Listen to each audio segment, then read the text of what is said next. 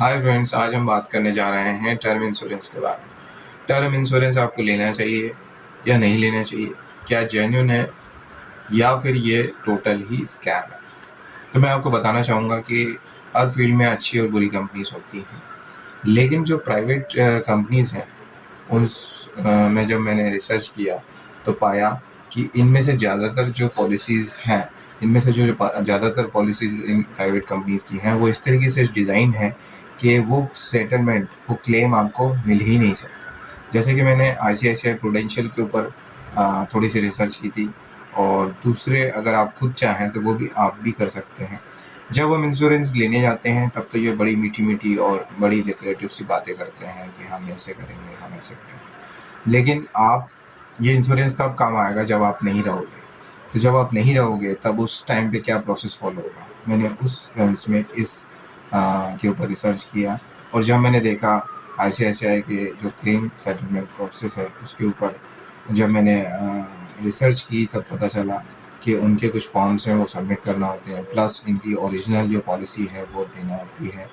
क्योंकि आप अगर देखेंगे तो ये इंश्योरेंस ऑनलाइन मांगते हैं, ऑनलाइन सारा प्रोसेस होता है, लेकिन जब क्लेम सेटलमेंट की बारी आती है तो ये ऑनलाइन पॉलिसी को मान्यता नहीं देते और इनको हार्ड कॉपी ऑफ पॉलिसी चाहिए।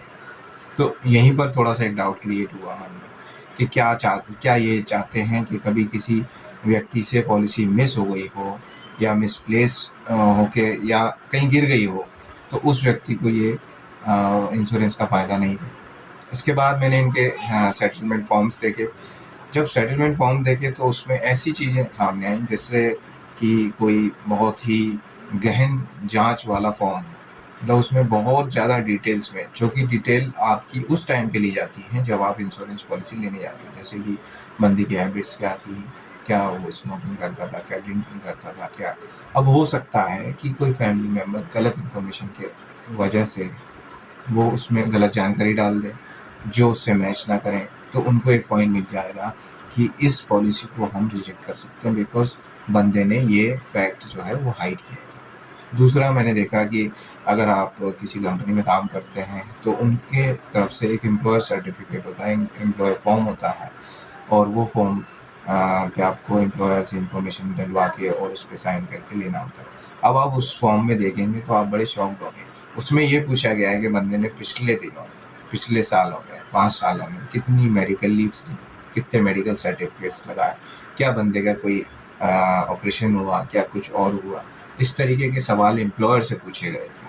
इसका मतलब क्या है? इसका मतलब सिंपल से ये है कि इनकी ये इंटेंशन है कि किसी प्रकार से ये लोग ये साबित कर पाएँ कि बंदे को पहले से मेडिकल प्रॉब्लम था और उसकी वजह से ये मरा, और उसको हम सेटलमेंट नहीं दे सकते। तो ये इनका पूरा मोडस ऑपरेंडी है, और ये एक तरीके से एक स्कैम ही है। अब बात करते हैं कि क्या सारी कंपनी इस तरीके से करती हैं? तो मुझे लगता है कि मेजर जो प्राइवेट कंपनीज़ हैं इंश्योरेंस सेक्टर में वो कर रही हैं ऐसा। अभी तक जो एलआईसी की टर्म पॉलिसी है उसमें ऐसा देखने को नहीं आया है। उसमें ऐसा एक्सक्लूज़न का क्लॉज़ ही नहीं होता। जो एक्सक्लूज़न के क्लॉज़ जो हैं वो आपके प्राइवेट कंपनीज़ की इंश्योरेंस पॉलिसीज़ में दिखते हैं। तो इसका मतलब ये है कि LIC is best up till now. हाँ, उनका प्रीमियम कुछ ज़्यादा है, बट आप ज़्यादा खर्चा कर सकते हो, लेकिन ये अफ़ोर्ड नहीं कर सकते कि आपके जाने के बाद आपकी फैमिली को इंश्योरेंस क्लेम ही ना मिले। तो मेरा ये सजेशन है, भले ही आप थोड़ा-सा अ, खर्चा कम कर लेना, लेकिन इंश्योरेंस लेना तो एलआईसी से लेना। अब अभी के सिनेरियो में ये कह रहा हूँ, अब चूँकि ये बातें चल रही हैं इंडिया में कि एलआईसी का प्राइवेटाइज़ेशन हो सकता है, और जब प्राइवेटाइज़ेशन होगा तो उसकी जो सोच है वो भी प्राइवेट कंपनीज़ की तरह जाएगी। मैं सरकार से ये भी निवेदन करना चाहता हूँ कि इंश्योरेंस एक ऐसी चीज़ है जो कि एक फैमिली की रीढ़ है। अगर कोई व्यक्ति नहीं रहता तो इंसान, उसका जो परिवार है उसको बहुत सपोर्ट मिलता है। तो सरकार को विशेष ध्यान देना चाहिए इस टॉपिक के ऊपर कि कोई कंपनी इस तरीके के फ्रॉड ना कर पाए।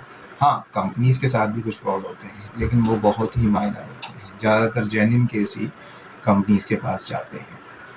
तो ही आपको सजेस्ट करूँगा कि आप एक्सक्लूजन्स बहुत अच्छी तरीके से देख लें, उनके क्लेम सेटलमेंट प्रोसीजर्स देख लें, प्लस उनके जो क्लेम सेटलमेंट फॉर्म्स हैं वो देख लें, और आप उनसे फुल्ली सेटिस्फाइड होते हैं तभी आप किसी प्राइवेट कंपनी का इंश्योरेंस पॉलिसी लें।